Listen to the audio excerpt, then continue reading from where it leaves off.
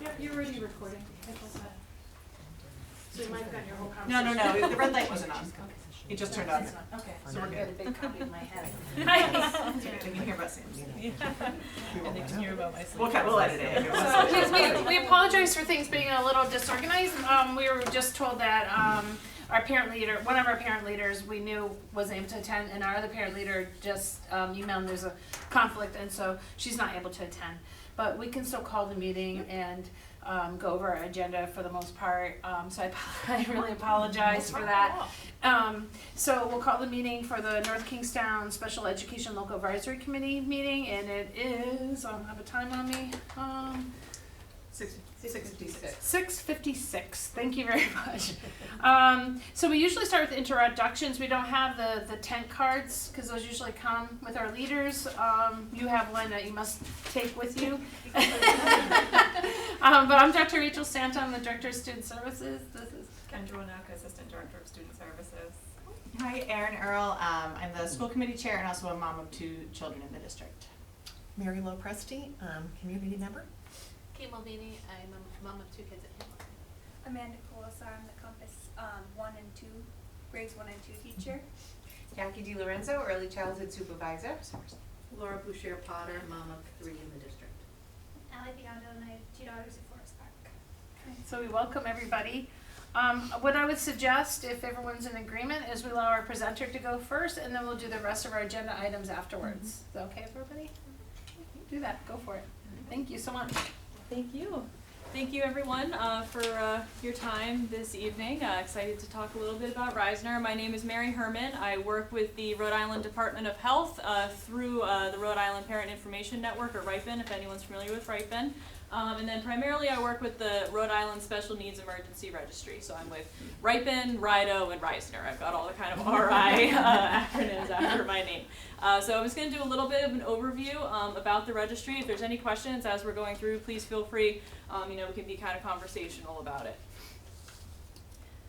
So the Rhode Island Special Needs Emergency Registry, affectionately known as Reisner, kind of rolls off the tongue a little bit more. It's a free and voluntary statewide registry that's managed by the Rhode Island Department of Health, and it's actually been around since 2007 when the Emergency Management Agency and Department of Health felt that individual municipalities didn't have the resources for individual registries, so they kind of combined forces, and now we have a statewide one. And now it's used across all 39 municipalities in the state. So each municipality identifies a couple of Reisner users to get user training that have access to the list of enrollees in their area. It's usually someone in police, fire, EMS, or their emergency management agency. It's just a couple of people, and they can only access their specific municipality, so they can't pull up a list for somewhere else. But it's used for emergency planning and response purposes. So before, during, or after an emergency, they can access the list of enrollees in their area and see who may need extra assistance in the case of an emergency. Because it is a free and voluntary registry for Rhode Islanders of any age who have any sort of access, functional need, or chronic condition that might mean they need extra assistance in the case of an emergency. So some different features of Reisner. First is the 911 connection. So if an individual is in the Reisner registry and they call 911 from a phone number that is in that registry, their top 3 health conditions will show to the dispatcher, and the dispatcher can let first responders know ahead of time. So they can just better individualize a response for that individual. Some municipalities, for example, will dim lights and sirens when approaching the home of an individual with autism spectrum disorder. So that's just one way that feature has been used. And for preparedness and response, so like I said, before, during, or after emergency, so say, we're getting a big snowstorm or we're getting a big hurricane coming through, and emergency managers are kind of trying to plan for the enrollees in their area, they can access that list and see who might need that extra assistance before, during, or after. In 2019, this was actually used when Newport had a citywide gas outage.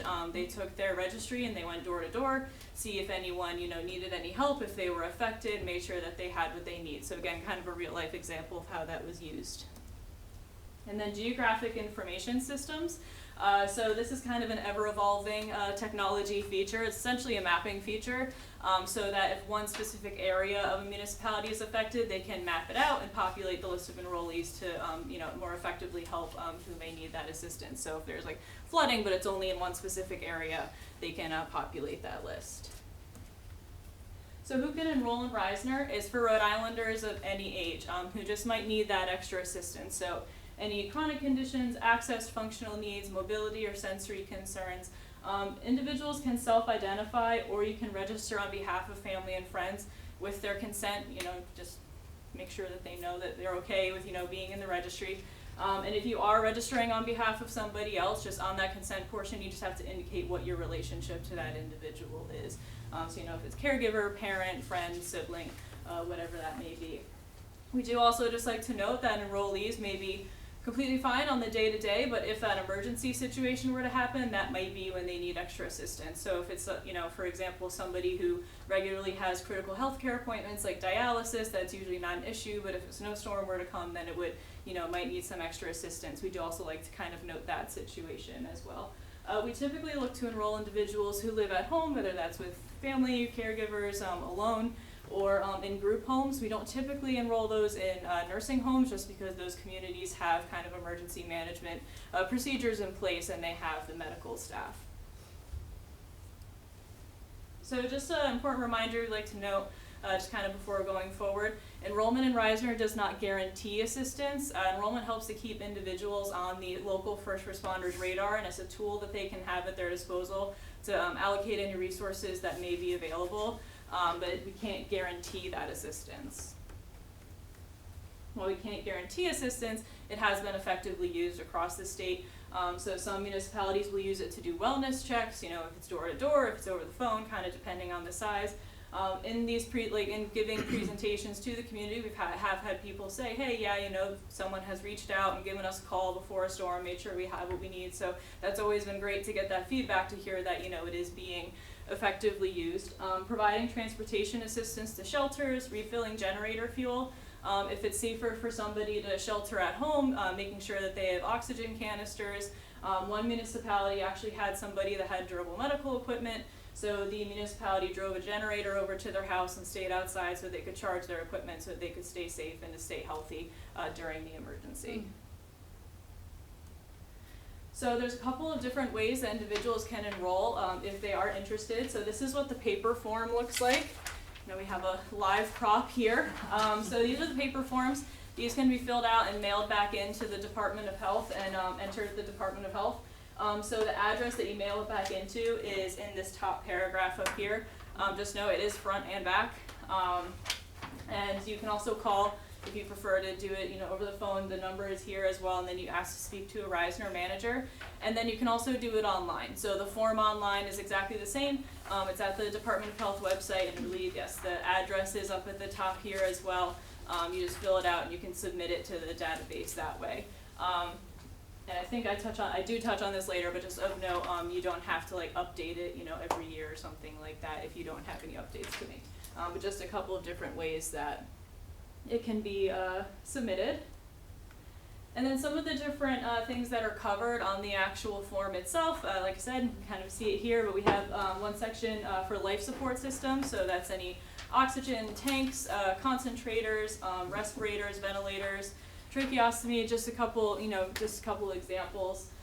Any mobility, so wheelchairs, canes, walkers, anything under that category. Sensory, so that's any visual or auditory concerns. Cognitive, psychiatric, neurological and muscular conditions.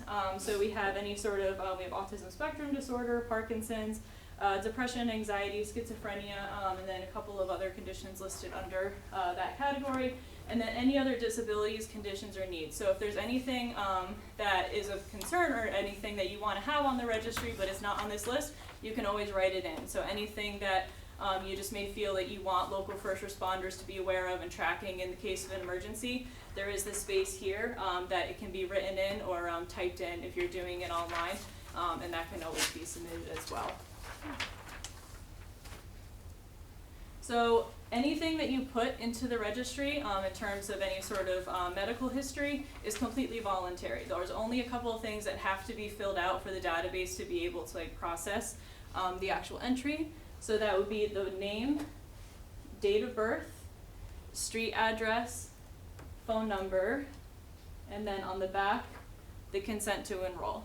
So those are the only things that are required, otherwise it just can't this submission won't go through. But anything else that somebody puts is completely voluntary, whether it's about, living situation or any medical history, anything that is completely voluntary. And then this is just showing that online is the same information.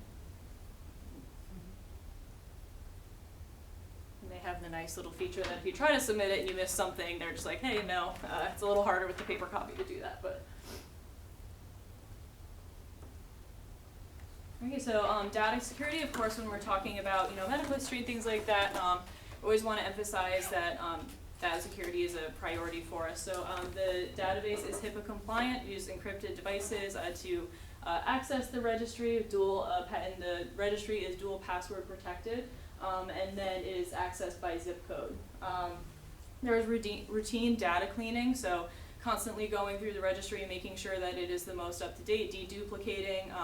If there's more than one submission for somebody, making sure that the most up-to-date one is the one that is in there, and constantly validating against the Center for Vital Records, making sure that the information is the most up-to-date as possible.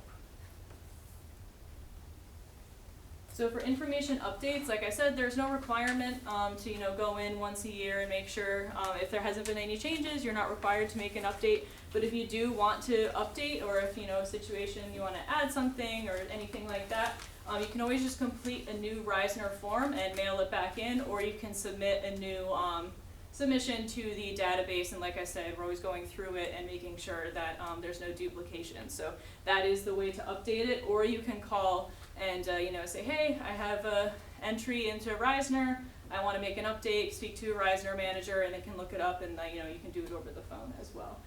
We do send out a mailing, so it's every other year. So we send out just the forms, and just in case anyone has any updates that they want to make, people can mail them back in, and we'll go in and make those updates. And just of note, you can request to be removed at any time. Like I said, the registry is completely voluntary. You can always decide, hey, I don't think I want to be on this anymore. You can always just give us a call and we can take it off. So we have some other materials that are available on the Rhode Island Department of Health website. They're available for print in English, Spanish, and Portuguese. So the forms that I handed out, the brochures, and then there's a lot of other kind of emergency preparedness kind of tools that are available there, so different information and paperwork and things like that. So we do just like to point out that that is a resource that's available. And then in addition to these Reisner introductory presentations, we also do a Personal Preparedness 101 where we go over Reisner, and then we also go over kind of just some emergency preparedness tips for people to have for themselves, for their families. We talk about how to build kits, what kind of things you want to have sort of put aside in case of an emergency, if we lose power or something like that. Just kind of different resources and how to start thinking about planning for yourselves, for your families, if we ever did have any sort of emergency, like kind of what plans you want to have in place for that. So that's usually about 45 minutes that we also like to come out and talk to the community about. And then we always are happy to set up a table if there's any sort of community events. We bring brochures, we bring forms, we bring information for emergency preparedness. And then kind of like I went over just some different things that are available to order. And then this is my information here. If anyone has any questions about anything, or just have any follow-up or want more information, I'm always happy to talk about Reisner, emergency preparedness, anything kind of in those categories. It's always interesting to, talk about, and happy to do so. So, are there any questions about that? Sometimes I talk super fast, so if there's any questions, please let me know. And I do have more forms and brochures up here, and I have some Spanish forms as well with me, so if anyone needs extras of those. Great, thank you so much, Mary. Yeah, Thank of course. you. Thank you for your time. Anyone have any questions? Who has access to it? Like by zip code? Like who in a community would have access? So that would be the users that I was talking about. It's usually like a couple of people in police, fire, EMS. It's very controlled who has access to it, and then they can only access their zip code. So they can only pull up the list for only their local area. So it would be the Reisner managers that are at the Department of Health, and then the couple of users that have been identified by that municipality.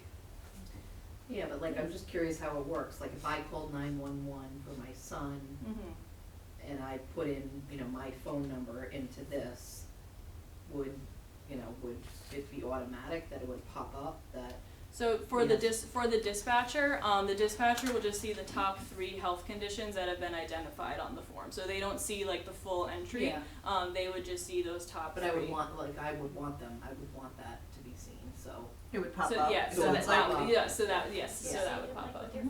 yeah, okay. Yeah, so Just wondering as how long it as works. it's from a phone number that's in the registry, that would It would pop populate up. for the dispatcher. Yes. All right, good to know.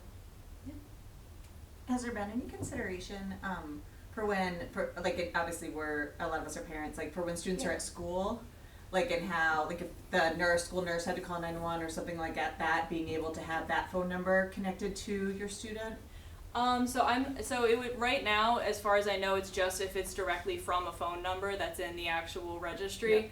So I don't know if like kind of routing through different phone numbers, I'm not sure about that. But right now it is just if somebody calls from that specific phone number. And it does have, it asks for, you can put in a home number, cell phone number, anything like that. Any other questions? And those brochures kind of give a overview, sort of pretty much what I had just talked about, and they have the QR code for like the online form and things like that if people prefer online. Actually, no, I do have a question. Yes. So if there's, because I just remember this is another situation, when there's like a lot of snow, I mistakenly thought if we were registered here, it might flag something within like the Department of Public Works in the town, so that your street would have like a priority in terms of getting shoveled out if you had like a medically vulnerable person in the home. Right, yeah, so And so the system, this system doesn't speak to like, cross-reference and others. It would depend on kind of how that's being managed, of if like, okay, like that's something we're gonna do, like that would be, a plan that might be in the municipality. But yeah, the systems don't kind of like cross-reference, as far as I'm aware.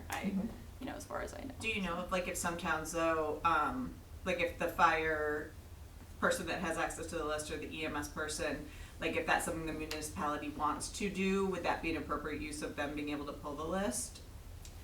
So it might depend on the municipality. How it's used is kind of dependent on each municipality with how they kind of, use the list. But if that's something that they're like, hey, like we're gonna, we know that there's a high population in this one area, that might be. But I can't speak to what their plans are. Thank you. Anything else? Thank you. Thank you so much, Mary. Absolutely. Appreciate Thank it. you. I will disconnect and hopefully not break anything. I think I can just turn it off.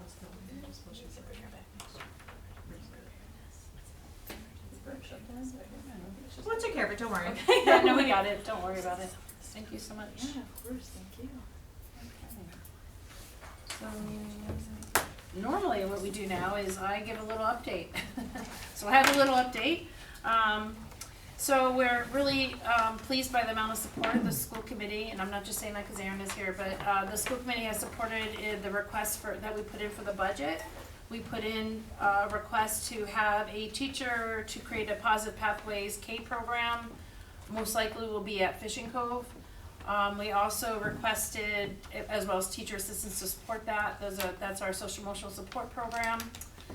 We also requested continue the continuum of intensive resource at Wickford Middle. That was also supported with a teacher. And a teacher assistant. Here, I'll walk Thank you you so out. much, Mary. Just in case anyone had any questions. No, you're so polite, but. Sorry. So those were supported by our budget that was approved this week. So we're happy to report that. You might have heard or not have heard, I don't even know if I talked about it here, but it is public, it's talked about in many meetings about moving the preschool to Davisville Academy into where they used to be, on that left-hand wing. So there is a plan in place for that. That has not been 100% approved because it's part of a whole redistricting plan, but we're pretty much right there, that if we don't do that movement, then we can't create the programs that we need to create to support the kids that are coming up from preschool. Our preschool's quite needy. We have about 28 to 30 students that we're trying to program for. where typically this year we have about 5 or 6. So I'm looking at Jackie, and Jackie will go over those numbers with you. So that's why she's drinking coffee. And really just making sure we have all the right appropriate services for students, and that we have enough pieces of the continuum that we can offer, and teams have flexibility about what they can recommend for their students. And part of that is adding K back to Hamilton a little bit in order to kind of add another option. Last year when we put Compass K at Stony Lane, it's because there was a whole cohort of kids. And now that we have more than that, we're gonna keep that, but also add this component over there. So we're happy to talk about that. Again, a whole plan for DA to make that all work, and our offices would move towards the middle, and Davisville Academy would move into the right-hand wing. We're also proposing that the upper elementary DA program also move to Fishing Cove. So if we can move the preschool to DA, then we have those spaces available. Colleen Laughlin, the principal at Fishing Cove, would really like to take one. There'd be 3 open classrooms. She'd like to take one of those open classrooms and make it a PT/OT space. So that's up also for discussion.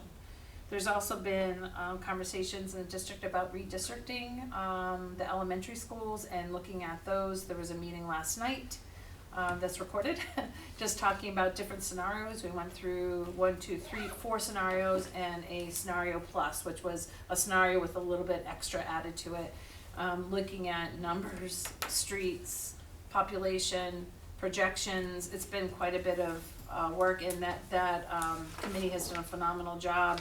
Parents have really gone and looked at the neighborhoods and looking at what would make the most amount of sense with the least amount of disruption, but also relieve some of the hot spots. Like Hamilton is overcrowded right now, and by relieving some of that, it also allows a little more space for the programs that we have and other things like that. So that's gone there. We're also in the heat of ESY. So Julie Alfano, who's our ESY coordinator, has deployed all of the paperwork that's required to our staff members. They know what they need to do to fill out and to start developing our ESY programming. We're already starting working on staffing. Kendra has worked on starting to get folks to apply to those jobs, and we're well on our way to be ready for ESY. Yep, I know it's February, but we have to really plan way ahead of time to make sure it all works. This year, ESY will be at Hamilton Elementary and at the high school.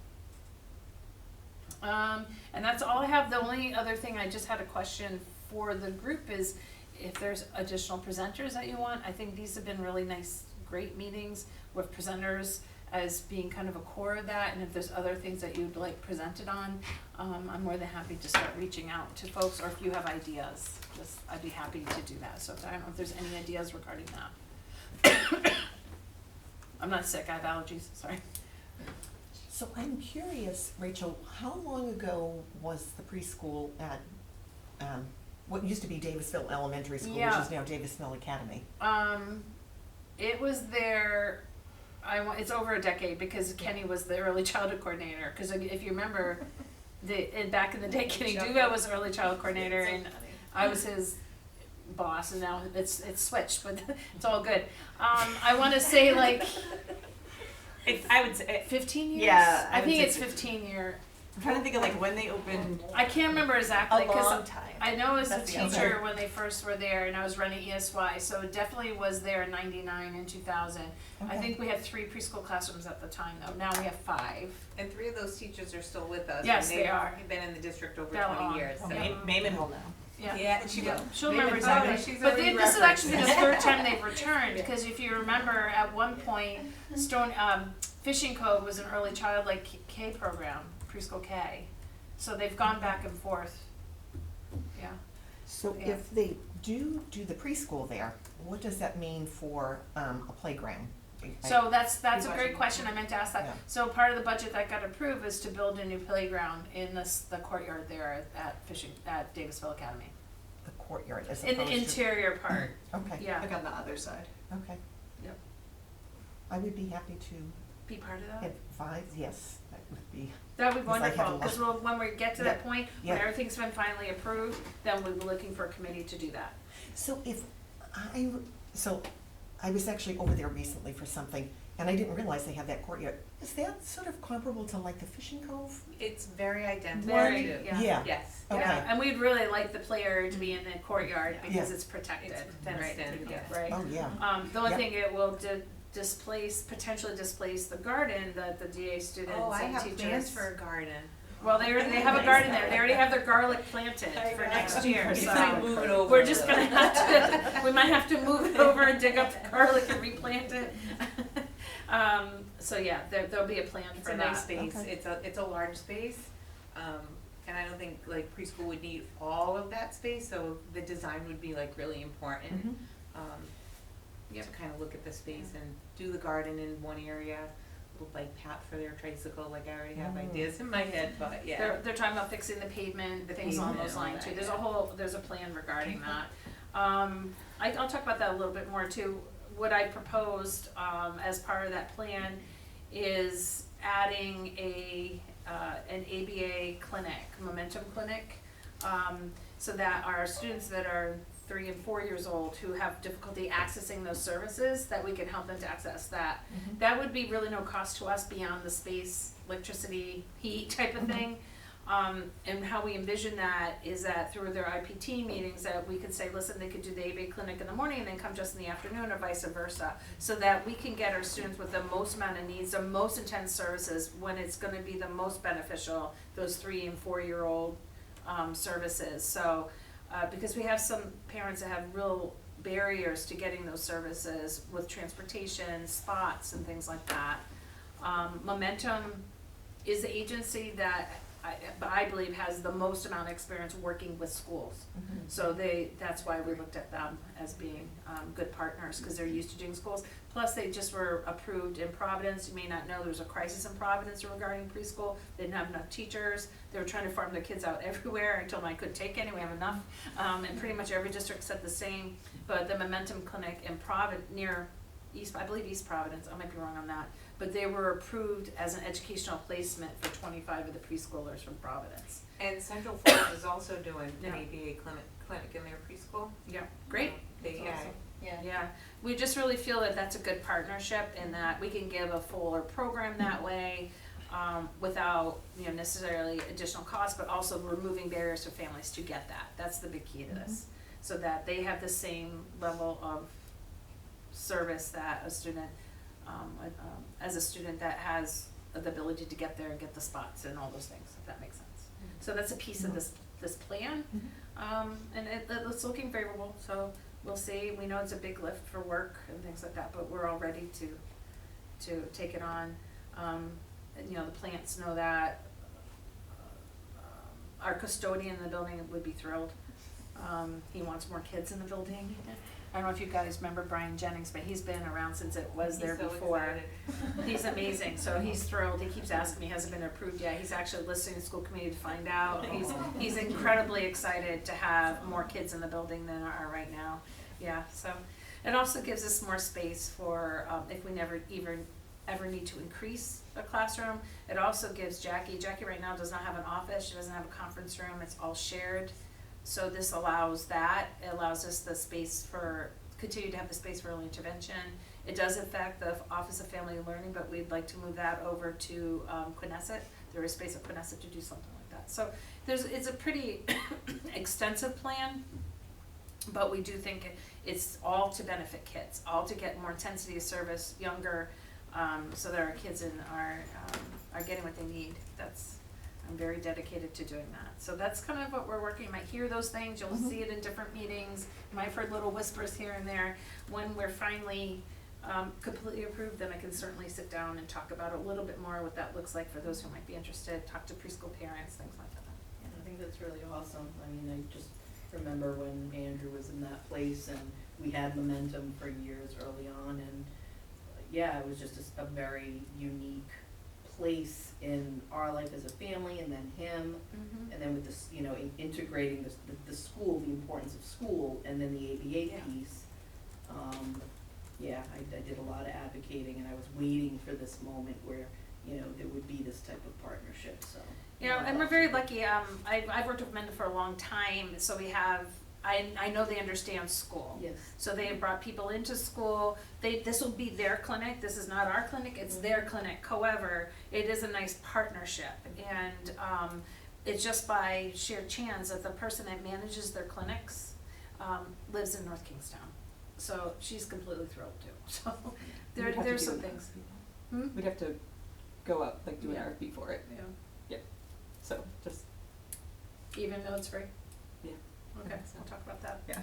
Rachel, how many students are at Davisville Academy? We have, right now we have 27, I believe. And then of that number, how many are North Kingston and how many are out of district? They're all North Kingstown, I have not Oh. allowed any out-of-district placements. So is that a change? I thought that was, At some time they did, but Yeah. when we were coming in, that's a great question. When we came in, there's the reputation of DA was in the news for having too many restraints Mhm. and things like that, and that was a little bit unfair because they were comparing to like a typical elementary school versus, all our other data goes back to the school of origin for those students, but that was considered a separate school. And they weren't comparing it to like a Bradley Day treatment. But there was some shifting and some re-education that needed to happen for everybody. Joe Renzi came in as the leader. He and I worked really closely together on revamping that program. A couple of things that happened is we looked at the high school students. There was many high school students that were like 17 with 2 credits. So they really don't have a hope of graduating, so we created like a GED and job placement type of continuum to work on. We worked on, so we kind of separated that out, so they don't have to act out to leave or get kicked out or anything like that. That it's part of their plan, that they can come in and work a couple hours, then go, and they can work with our job coaches if we needed to get them a job and things like that. So we did that, we revamped the middle school program, we kind of reset the whole program. They started with just not a lot of stuff in their room until we could get the behavior a little bit more stable. That's what I'm looking for. And the same with elementary. Elementary at that point was a little bit easier. So we did all those components, and while we're doing that type of reshifting, I didn't want other kids from other districts coming into our program. We probably have received, though, at least easily 10 to 12 directors asking us to take kids because there's a significant lack of out-of-district placements. It takes a long time to place anybody. There really are not spots open. I will report that last year there was a total of 8 physical management in that building, the entire building, for the entire year. Only 2 of those were at the very beginning of the year, and it was a fight that came in from the neighborhood. The kids were already kind of not happy with each other, and they brought into school. And it was more of a separation, but they touched the kids, so therefore that's a physical management. This year, I'm looking for wood, because we've had 0. That, we also brought in safety care, which is they were using Crisis Prevention Institute, or CPI, de-escalation. We brought in safety care, de-escalation. Joe got trained, I was already a trainer, got some other trainers. We've trained all the admin, we've trained almost 100 employees. Today, if you're wondering why I'm wearing sneakers and yoga pants, is because I was doing a recert today, and I had to wear something nice on top and not maybe that's nice on the bottom, because we're recerting. It's a 2 days full training, 12 hours. 9 of that is de-escalation techniques. So that I think all those things have shifted the mindset. It is a nice place to be. The kids are coming in most of the time calm. They're not coming into everyone being upset. Yeah. So that's what happened, and I still haven't accepted district. I felt like we had enough on our plate with what we had. That makes sense. Thank you. Yeah. What's the middle school program that you mentioned? Intensive resource, so that is a program that we put into Wickford Middle School last year. It's very similar to Success Academy, the high school, how we restructured that. So those are a case manager who has a cohort of students that they work with and will go with them into their classes for their resource and really know that group of kids. So it gives them a little more intensity. They also have not just the co-taught, but also that resource support. So it's a teacher really knowing.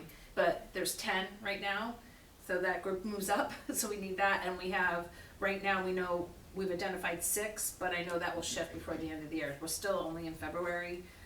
It's hard because we're trying to make all these decisions And we still have February, March, April, May, and June to get through when anything can shift, both in preschool and things are shifting in preschool. Anything in this realm could shift, so we might have, I would anticipate we probably have 8 coming up, and then whoever moves in over the summer. Does that make sense? Yeah. Yeah. I just didn't know about the middle school. Yeah, we added also for this school year, we added Bridges Plus over at Davisville Middle School. The continuum that was missing the most amount of pieces was middle school. You had a choice, when I walked in, there was a choice of resource and life skill class, and that's it. So we added the intensive resource to support kids, and then we also added Bridge Plus. Our students are non-alternate assessment, but they're also maybe multiple grade levels below both grade levels, so they needed just additional support, lots of reading and math instruction of foundational skills. So it's, yeah. And Success Academy is a similar model to intensive resource. At the high school. Yeah, in the past, the Success Academy wasn't being particularly successful. There was a couple of little errors there. Over time, the majority of the kids in the program were in special ed, but it was still being called like a co-taught, or a regular ed inclusive type environment. It was really more of a direct instruction program. But what we did there is the kids were going to co-taught classes, but they were going out to their co-teach special educator in this class was this special educator, in this class it was a different special educator, in this class it was another special educator. So what we shifted was, first of all, looking at data and making sure kids were not in a program just because they may have behavioral issues or don't want to do things. We made sure they really need it for academic reasons and maybe functional reasons too. And then that was the first step. I had them look at the data, and then we made a cohort model there too, where it's one special educator that is the co-teacher for this cohort of kids. And then at their request, this was all lots of meetings working together. And then at their request, they asked, listen, a lot of our kids are having trouble with these academic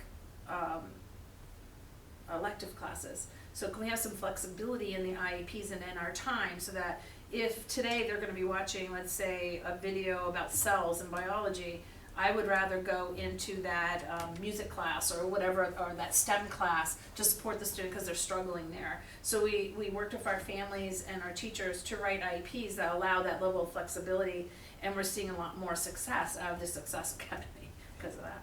Yeah. So intensive resource is very similar. What it's just not called. Yeah. Similar type of model. Those teachers know those students. They know them in every subject area. They don't have to know, like if Kendra's teaching math and I'm doing the English, I know that. I don't have to talk to Kendra about what's going on in that class. Do the students build a cohort with each other?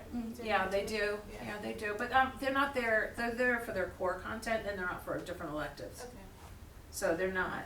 They still get some time together, maybe.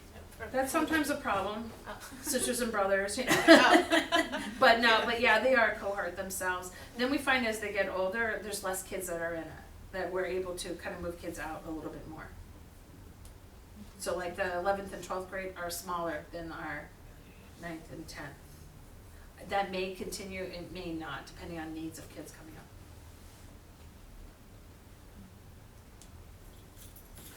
Any other question? So that's work we've been doing, all of us working really hard to do what's needed for kids. Right. Next one, preschool. No, Kendra, you have an update. I brought something with me that I wanted to share. I know we don't have any high school families here, but I'll share it anyway. So I've been working more to support at the high school this year, and so we've been really pushing pre-employment services, pre-ET services. And so I wanted to share 2 that are coming up for anyone that's interested. 2 very different pre-ET services, but that kind of target different populations. So one is the annual college planning forum. That's at URI. That's for students who are going the path to go to college. They're planning to go to college. It doesn't have to be URI. There are going to be a variety of different colleges there. But they're really talking about how to access disability services, how to advocate for themselves, how to access different accommodations that they might need when they enter a college. So that's one that's at URI coming up on March 22nd. It's free, it's open to anyone. You do have to register ahead of time. So if anyone's interested, I'll give you that. And then the other one is at the Sergeant Center, that's a transition night vendor fair, so those are more for students that would likely be accessing adult services. And so like the HDDH will be there, ORS will be there, even the registry that we just listened to will be there, along with a variety of other vendors. So I'll leave those out for anyone that's interested. I also asked Joni to put them in the fun flyers, because there are some links and things like that that would be better live. I also asked Shannon, because is Shannon still overseeing the Facebook? Yep. Yeah, so I asked if she'd put it on Facebook too. All right, Jackie, you ready? No, so we've been busy in preschool. Our EI referrals, so we start transitions with students' birthdays between July 1st of 2024 to June 30th of 2025. We've gotten 39 referrals this school year. 23 were eligible, 5 were not eligible. There was 1 parent opt-out, and I still have 5 in referral. Those 5 are birthdays starting in August 12th. So they're starting our new cycle of transition from July 1st, 2025 to June 30th, 2026. So right now, currently, I have 5. That's gonna increase as time goes on. And I'll be planning some summer team meetings Kendra and I spoke about. Child outreach referrals, we start doing those screenings in September. So from September to the present, we've had 33 referrals. Mary Nelson's been working really hard doing all the incoming K students and screening them. There's a lot of red flags coming out of those, so we're really reviewing those, having some referral meetings just to make sure that there's nothing that the child's going to need with special education or support going into kindergarten. So we're being really proactive with those K screenings.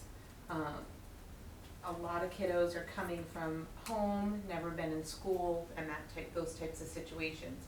So of the 33, 9 of our child outreach referrals were eligible.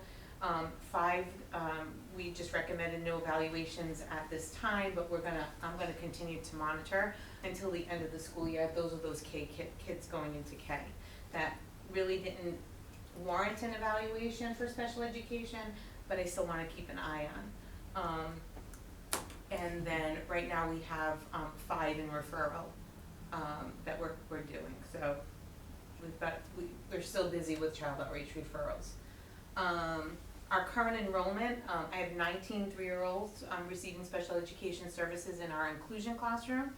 I have 26 4-year-olds receiving special education services in our 4-year-old inclusion classroom. I have 6 students in our 4-year-old full-day direct instruction classroom, and I have 6 3-year-olds in our half-day direct instruction classroom. So I have a total of 57 special needs students right now currently in the program. I only have 4 spots available, and I think there's 2 in the AM and 1 in the PM for special education. So I'm being really creative as we get more referrals and eligibility. So right now there's a total of 48 students.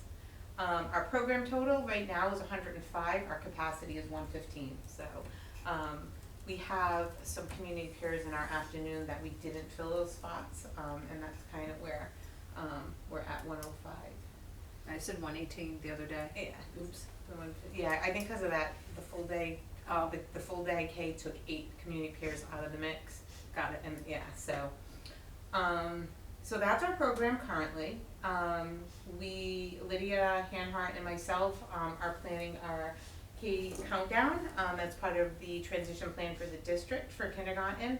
So we have our dates for countdown, which is going to be Hamilton on July 28th, Quinnesset on July 29th, Forest Park on the 30th, Fishing Cove on the 31st of July, and Stony Lane on August 4th. And we have 2 rain dates for if we need them for any of the 5 schools.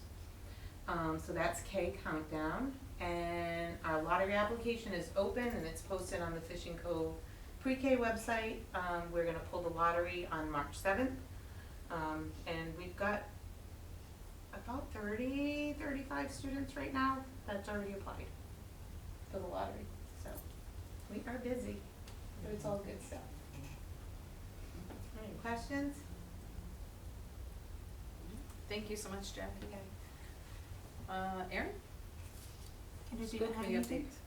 Oh, you already went, never mind. Sometimes it's like flip-flopped. Yeah, so as Rachel said, the school committee's been busy working on the budget. Although we passed it, it still has a long way to go as far as actually getting funded how we hopefully are wanting it to be funded. So just something to keep an eye at.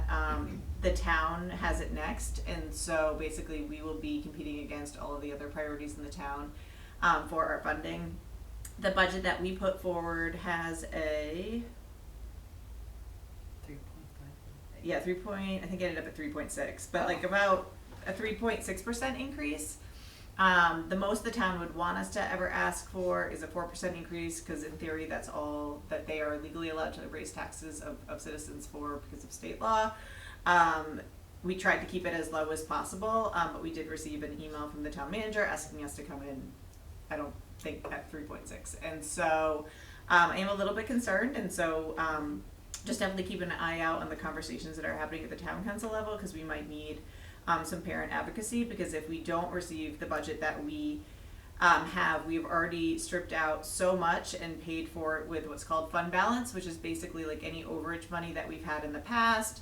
And we've tried to be really creative to get everything that the administration needs, but like there's not a lot of wiggle room beyond that. Like we already tried to finagle it a lot, and so I'm concerned that if we don't get fully funded by the town, that we will have to make cuts that we don't want to make. So that process will happen between now and April-ish, and so we'll try to have as much information on our website about timing and stuff. But we did, as Rachel said, like really tried to work in the staffing that we need to meet the students where they are right now. There's also like so many other things that we want to do that's not in the budget. Like we're at like what I would call like maintenance and like a little bit. Like there's so many things that we know we could be doing, so many things that other districts do that we want to do, but funding is definitely really tight right now because of ESSER. The ESSER money being gone, but need not being gone. Sorry, ESSER? Mm-hmm. So ESSER was grant? It was additional federal money Yeah, coming out of for COVID, COVID. essentially. Yeah, so basically the federal government gave school districts a pretty good amount of money post-COVID to help with learning loss and things like that. And so we had an influx of money to our budget to do things like reading specialists and Mental health. mental health support, things like that. That money is gone. Like the federal government stopped that program, not early, but when it said it was stopping, basically. But we had put positions in for mental health professionals, for interventionists, etc., that we did not want to take out. And so they're still in, but like that's where it gets a little bit tight because we're trying to fund all of those things that we were getting additional resources for. And so, so we're gonna keep trying to advocate as much as we possibly can for the schools, and I'm hopeful that the town will support us, and that we'll be able to do everything that we want to do this year. Other things that are going on, as Rachel mentioned, we do have the redistricting start time and transportation advisory committee going on. Those meetings are public, so for folks that are interested in learning more about them, we record them, and they people can go and have citizens' comments. So that is definitely something that we're looking at right now. I think when they closed Wickford L, like I wouldn't have closed Wickford L. Like I wasn't in town when that happened. But we basically took a school kind of in the middle of our district and closed it, which we no longer own. It goes back to the town, and then the town sold it. But that pushed a lot of students to the south end of our community. So Hamilton, Stony Lane, those schools absorbed a lot of those students. Fishing Cove maybe a little bit. But so as we've had growth, we need to kind of look at that. I'm very sensitive to that. I have kids in the elementary schools. I know how much like connection and love people have for their schools. But we also have like things like laws, like fire safety laws and, capacities for teachers and classrooms and like sometimes the math doesn't math, as I always say. And so, it's at the advisory committee level right now. We have not gotten any recommendations yet from them. We anticipate that we will in March and April.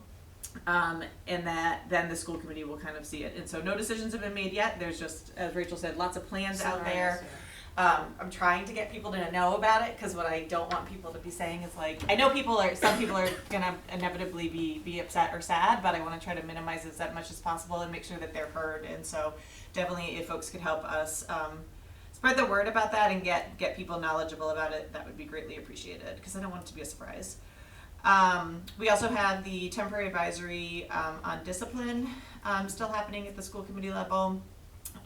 They just sent up recommendations to the school committee that we'll see at our next meeting on kind of some paths forward there. The goal of that committee, which Rachel co-chairs, was really to look at some disproportional data that we had and trying to figure out some solutions in ways to rectify that, but then also to try to have some consistency from schools to schools. There's some differences in handbooks and things like that cause, I think, unnecessary confusion when people are moving from school to school, and from an elementary school to the middle school, and then things are a little different. So they did a lot of good work. We'll see those. The building advisory committee is still meeting as well. We obviously are moving forward with Wicker Middle School, as well as lots of renovations. I have my eye on inclusivity there and making sure that the buildings are as accessible as possible.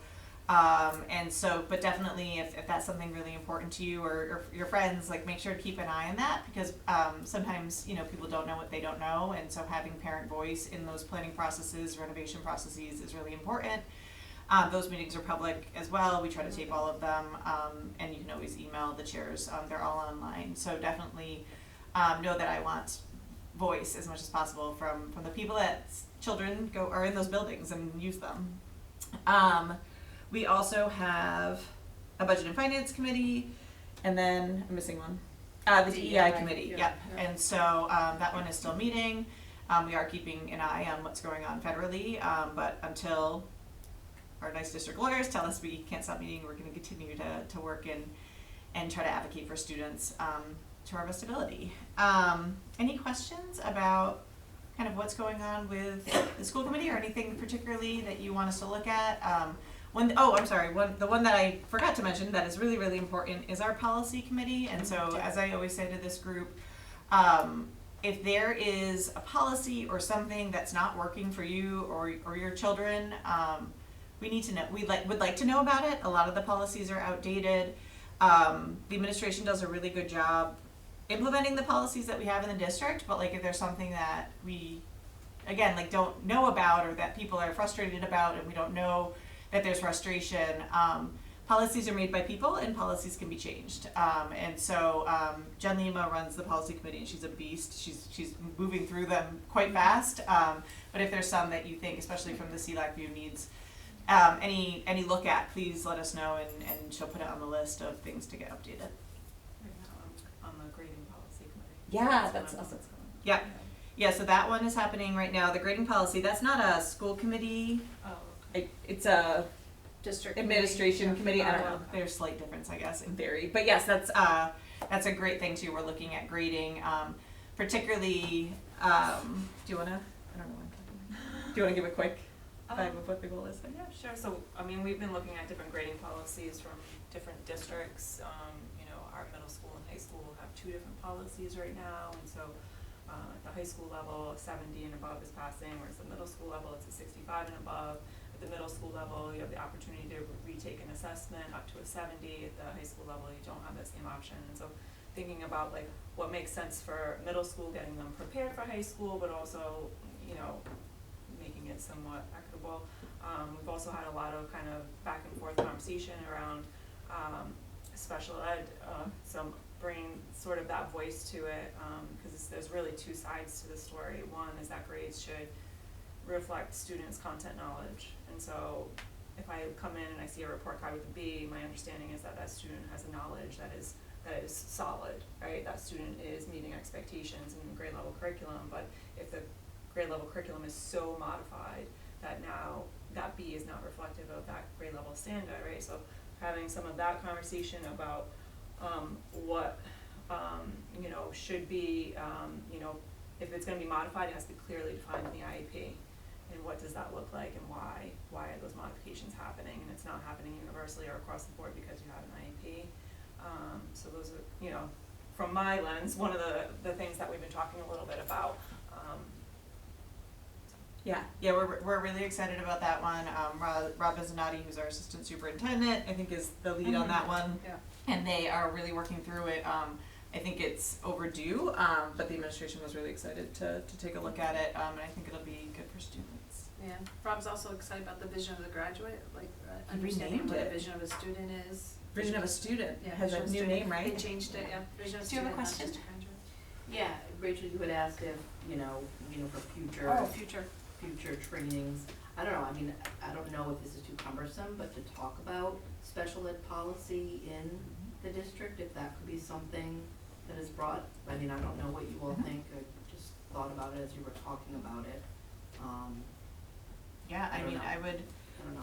We don't have like a specific Yeah. special ed policy because it's followed by federal and state regulations, but what we do have is like the policy, the physical restraint and seclusion policy was just updated pretty significantly as a result of conversations with the Department of Justice and Department of Ed last year. We did a lot of that work.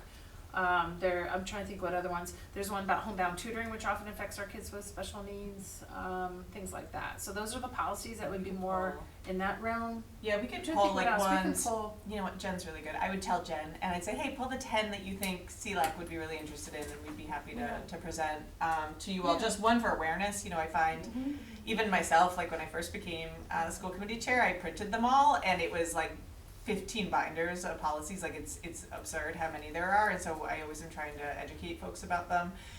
So I would definitely be happy to pull those, but also, it can go backwards too, like if you think about like, hey, like, why is that like that? Like, why do we do it like that? You know, I think hearing those things can help, because then we can either say, oh, we do it like that because of state or federal law, or we do that because of a policy, or we do that because that's how we've always done it and we don't know why. You know, like, so I think Yeah. figuring it out that way too is sometimes good. Not for like special ed, that Rachel's really good about the required things, but just some random things. Like, why do we start school at 7 a.m.? I can give you kind of an example, like, it's called physical restraint and seclusion. I wouldn't have called it that, because under safety care, we call it physical management. But the regulation by the state is physical restraint and seclusion. So we had to use that language, if that makes sense. But one of the things that we did get rid of is the word pupil, because pupil is such an antique or antiquated name that we started working on that, and it's just trying to make the policies consistent too. And sometimes you found conflicts within policies because of when the timing of when they were written, you know, things like that. Yeah, like even seclusion sounds awful. Right, That's not but that's what appropriate. we're required. But that's federal, Yeah. right. Yeah, But, well, exactly. I don't know if that one's federal or state. It's state. But No, that's another piece of it though, Yes. and that's something that I am always really keyed in, is talking to our state legislators. We particularly have two unbelievably talented state senators for North Kingstown, Alana DeMario and Bridget Valverdes. Bridget has students at Stony Lane. Alana's a mom down in SK or Narragansett. They're both, I think, really good advocates for students and children. And so anytime that I see something that I'm like, this is weird, they will go up and try to work on it for us. And I really appreciate that. And then we have some great advocates at the House side too. So it, just because it's weird up Just there because doesn't mean it it's can't be right. changed either. Yeah, it's just Right. a little Still a harder. conversation. Right, taking and looking at it. Yeah, or like just making people aware. Again, they have so many too. Like so many at the state level that sometimes I'll like be like, hey, why is this written like this? It's weird. And they'll be like, we don't know. It was written in 1992. Like let's take a look at it. An example of that one was, we were very concerned with some language that was in the HIV policy. Yeah. Like Yeah. horrifyingly discriminatory language in that policy that was at the state level, and so we tried to do some advocacy around that to get it changed. So, Rachel, we don't use the term pupil personnel at all anymore. Not anymore, yeah, it's now student services. Yeah, we changed it. That one was a quick change. I was I was actually gonna, surprised. like, I would have been happy like years ago because it was just confusing. It was like, yeah, it's really special education, but to figure it out. Yeah, Okay. I can say I never liked it, even when I was here Yeah. before. Yeah. But there was an offhand comment made in policy regarding pupil, and I said, oh, I'd love to get that off of my title. I just don't like it. Mm-hmm. People don't know what it is. I mean, special ed directors know what it is, because it means that you're supervising more than just, I said, can't we just make it student services? And it went really quickly. Good, excellent. Okay, so I have question just for Erin, but you talked about advocating. are you saying advocating at the town council meeting on behalf of the school committee budget? Okay, and so what is the best way? Yeah, that's such a good To do question. that. And are there, and are there specific meetings, like you, because I think you, the way I understand, if you're going to speak, it's gonna be something that's on the agenda? I actually don't think that that's our rule in our town charter. Some towns are like that. I think in North Kingstown you're allowed to talk about whatever you want, but there's two different things that happen. So the town manager does, like, for lack of a better word, like hearings with all of the different departments, including the school department, and that's on March 18th. And I believe that's public. There might be citizens comment at that one. There usually is citizens comment anytime we have something. And so that March 18th date is definitely one I would keep an eye on. And then the town council meetings after that. So the 2 in April, which are on Mondays, those ones would likely have the budget on them. And for those of you who don't know, because I most certainly didn't know before I joined the school committee, all of the agendas are public. So like if you go, they have to be legally, and so 48 hours in advance of a meeting. So if you're ever curious like what's on an agenda, if you go to the town council website, our website, or the Secretary of State's website, you can see what's on the agenda. And so those 2 April meetings for the town council. And those meetings are down at the renovated old town hall in Wickford? Yes. Okay, They are at the one with the statue in front of it. okay. Fun fact, the statue doesn't have a name. My son and I did a deep dive one day. It's like an anonymous soldier. You're Yeah, like, William- don't go looking, cause you're not gonna find it. Yeah, let me tell you, if somebody was gonna find it, it'd be William, and he did not. So that is, so going to the meetings is one thing. There is citizens' comments, you can speak to them about specific things. You also can email the town councilors, and they do read them. Matt McCoy, who's one of our folks, does a really good job keeping track of those. They report out on them. There's one centralized town council email, just like the school committee, that you can send an email to, just basically advocating for the full adoption of the school budget. Just to give you like a quick example on the budget and how hard it is, we just negotiated the teachers' contracts. We're negotiating the educational support professionals' contracts. We're negotiating the bus contractor contracts and the Jamestown contract. And so obviously when you're negotiating contracts, especially when you're trying to pay people fair wages, there's gonna be increases there. And I think 75% of our budget is staff. And so like to really, like, these are for the people that are working with your students, these are for those amazing educational support professionals to be able to help them get increases, because they are not the highest paid in the state by any means, like if you compare state to town, and we wanna keep the best folks that we can. And so it's really important that we. And I think what a lot of times what people don't realize is just to do the step increase to go from one year to next, which isn't usually that much, it's almost 2% of the budget. Yep. Around that, I mean, I'm guessing it's right around that. Yeah. 1.82% of the entire, so out of that 3.6, 2% is to give the folks their next year's raise. Yeah, and there will be some counter voice too. Obviously, for those of you who live in North Kingstown, you know we just got our assessments for our houses, and so that is really hard, especially for the seniors that live in town, and for the rest of us, but like especially the seniors that are really on fixed incomes. And so I do believe that there's going to be a lot of counter voice against any sort of tax increase, which I know like hopefully the town doesn't need to do, but also like with inflation and everything, like everything's gone up, and so I think, you know, having some voice for the schools will be helpful, because I think there's also gonna be voice for not having any tax increase and what that might look like, and I think that voice will really come from those who might not have children in the schools. Although there are some great advocates who in town that believe in like public education and know that that's part of their community duty, but there's also some that it's just really tight, and I'm very empathetic about that. Any other school committee questions? How do special ed students work with redistricting? Like, would all of their services question. transfer to a different school? Yeah. So every school we can provide resource supports, you know, speech, PT, OT, adaptive PE, all those things are available everywhere. Okay. The students who are in specialized programs would remain those specialized programs unless we move the entire program, which is not the plan right now. Does that make sense? No, I'm sorry. Like in the same vein, if your child has an IEP and you see that they're going to potentially be redistricted, like I know my daughter and all these kids are extremely sensitive. Like, is that provide any way that like they wouldn't be redistricted if they have an IEP? Or We some wouldn't be type able of to a make a special rule. need, like We wouldn't be Yeah. able to make a rule that says that, just because they have equal access to being redistricted, just like everybody else. I can tell you that one of the scenarios, one of them that's being proposed, would keep fifth graders where they're at. Oh, okay. I don't know if that helps, yeah. But other than that, there is a process What- within, Like, I'd that's say just like one of the your little scenario ones, proposed, again, these are all just proposed, Yeah. so that, but again, those are public proposals, they're Oh, I on- was just gonna say, I'd be happy to bring that back to Yeah. the school committee member and to the superintendent, as something for the advisory To committee think to about. consider and think about. Cause I imagine they have, but I haven't actually heard anything, Well, you know, like, there's still the, Yeah. the process that any parent that wants their kid to go to a different school than their neighborhood school, they have the opportunity Yeah. to request that. only, but only if there's space, so I imagine Only with if there's redistricting. space. And that's gonna be the That's- yeah. same thing, there has to be space in that class.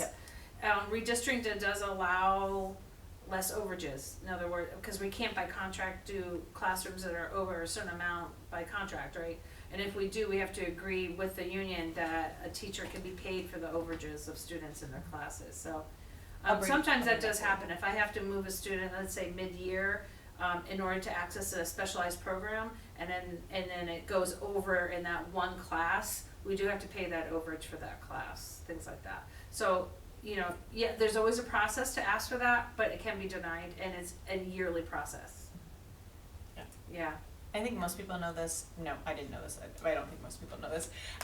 If folks do have like concerns, like say that or another situation like that, kind of the process that goes from there is like you would first talk to your principal, then the superintendent, and then you can always appeal it to the school committee, and then you can appeal it from the school committee to RIDE. So there are processes of due process, for lack of a better word, for concerns.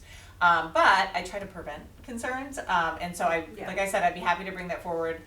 Just for their consideration, because I do think that for certain students with certain things, like if you have really hard times with transitions, you have really hard time with change. Yeah, I'm just Yeah. personally like Yeah. so intimidated by the prospect of even having that conversation Yeah. with my little one, but so I that's get why I may as well. And you Yeah. may not be, and you may not be Yeah. the one being redistricted either, so if they Right. No, but if for any school though, there's Yeah. a mom just like you And that there's a, like, is I scared of get their that. child. The other- Yeah. The other piece of that is sometime, I know as IP teams, when that's been brought up and we go, yeah, this is a kid that takes a very long time to transition, then I have advocated to the superintendent, Kenny, about, listen, in this particular case, if at all possible, we'd like to have them remain in this school for these very reasons, and those have been honored, so it's not a lot. that's the kind of. But that's another avenue where you're now getting, okay, the team is also saying, it's not probably the best idea, things like that. But I think it's great to bring that back Yeah, I'll as an bring option. it now so they can start thinking about it and then come forward with, when they have that recommendation, that'll already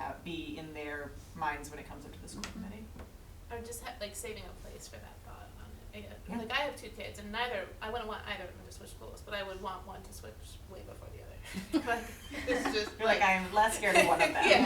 Well, Yeah, we all have it. Right. Yeah. Well, and you develop. I mean, No. because it's not just one teacher. You have these. I mean, you have this whole set of people that build Mhm. their school experience, and so it's really different than it is for other students. Yeah. to- That's true. And again, I am happy to share what you shared with me Yeah. too, but also if you can always email the superintendent, who's the chair of that committee. Ken's email's really easily accessible. If you can't find it, we can get it for you. So you can always just shoot him an email with your thoughts, or go to the advisory committee meetings and talk to the whole advisory committee too. So, or when you do email him, ask him that it's shared at an advisory meeting. Because I think understanding that a little bit better and understanding that concept of like that it's not just the next year's teacher that they're gonna have, but it's their team, right? They have these great teams. Like I always say, my kids have like this, like it's amazing, like the entourage that they have at the elementary schools especially. And so, yeah. The next meeting, for redistricting is March 11th at the high school in room 101. And you'll see there is quite a diverse group of folks there. Quite a diverse group, lots of parents of students with special needs. Yeah, we were really intentional in making. It's a really good group, and a lot of people with different types of expertises. Yeah. The list is, Interesting. I had them put all the advisory committee list names on the websites too, so if you go to that one, you'll be able to see the list, and you might see a name of someone that you know too, so that could be another way to share like information with like if there might be a Hamilton parent on there or something, so you could take a look at that too. Anything else for school committee? Is the next thing, cause we can, probably shut off the recording if people have just general questions, that's usually, right? Yeah, Just shut it general off and then, questions, yeah, And then so we're why don't done. we, I'll turn off the camera just cause this meeting also, like, I know the SELAC is coming up to look at things, so I'll turn it off and then, I think that's the last thing on the agenda. There's something I'd be happy to share. The high school and middle school special ed teachers will probably be sharing it. So, but if there's anybody else we can catch,